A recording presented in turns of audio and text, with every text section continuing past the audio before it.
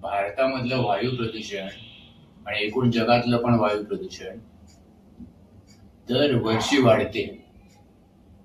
ह्याचा संबंध भौतिक विकासाशी आहे आणि जीडीपीच्या वाढीलाच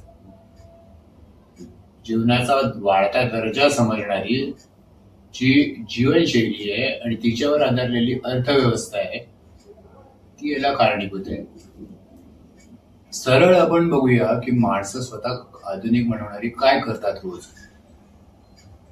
या दृष्टीने विचार व्हायला पाहिजे की 1 युनिट जेव्हा आपण वीज वापरलेली असते त्यावेळेला आपण 0.66 kg म्हणजे 2/3 किलोग्राम कोळसा जाळलेला असतो कुठेतरी आणि 1 ते 1.25 किलो कार्बन डायऑक्साईड हा वायू, बाकी इतर उत्सर्जन वेगळं, हा सोडलेला असतो वातावरणात पृथ्वीच्या.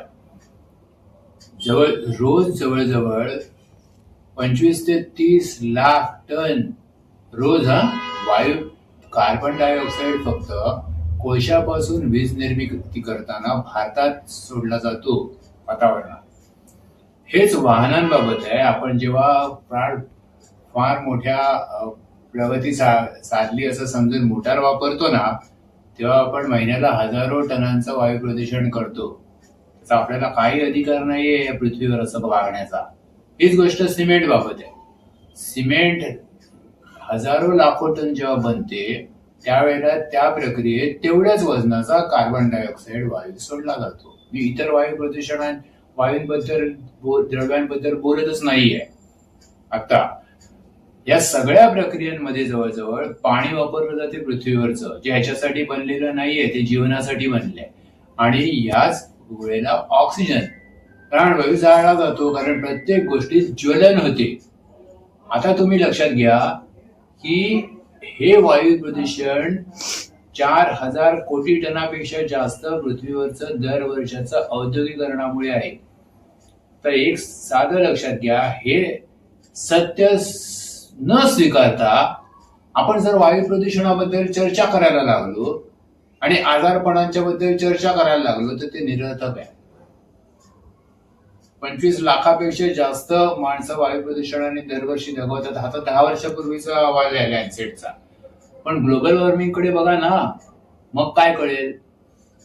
पृथ्वीची तापमान वाढ आणि त्यामुळे होणारा हवामान बदल हा याच वायू प्रदूषणाचा परिणाम म्हणून दर 5 वर्षात 1 डिग्री सेल्सिअस या गतीने पृथ्वीच्या पृष्ठभागाचं सरासरी तापमान वाढते.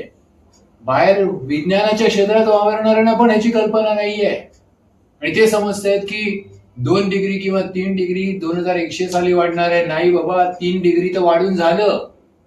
पॅरिस करारात मानवजात वाचवायचं बोलतोय वायू प्रदूषण रोखा म्हणून, ते आपण 20 साली ओलांडलेले आहे 2 डिग्री. गेल्या वर्षी आपण 3 डिग्री ओलांडलेले आहे 1756च्या तुलनेत जेव्हा पहिलं स्वयंचलित यंत्र आलं. लक्षात घ्या, आपलं स्वयंचलित यंत्र वापरणं, आपली वीज वापरणं, आपलं सिमेंट आणि आपल्या सगळ्या वस्तू वापरणं हे आपल्याला पूर्ण विनाशाकडे घेऊन जाते. आपण छोट्या छोट्या पातळीवरची चर्चा करतोय ती ताबडतोब थांबवावी. फक्त 20 ते 30 वर्षानंतर जी प्रक्रिया चालू आहे, मानवजात आणि जीवसृष्टी पृथ्वीवर नसणार आहे जी करोडो वर्षाच्या तपश्चर्येतून पृथ्वीच्या बनलेली होती.